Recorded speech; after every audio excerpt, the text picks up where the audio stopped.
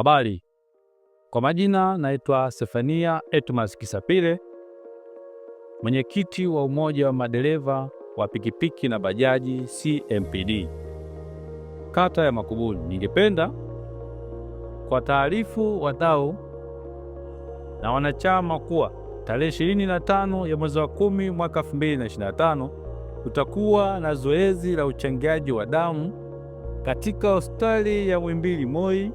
Hivyo wewe kama mdau au mwanachama utakayeguswa na zoezi hili la uchangiaji wa damu, mimi kama mwenyekiti wa CMPD kata ya Makuburi ninaomba ushirikiano wako kwa ajili ya kufanikisha zoezi hili. Pia unakaribisha michango mbalimbali ikiwemo fedha kwa ajili ya bili za hospitali na dawa.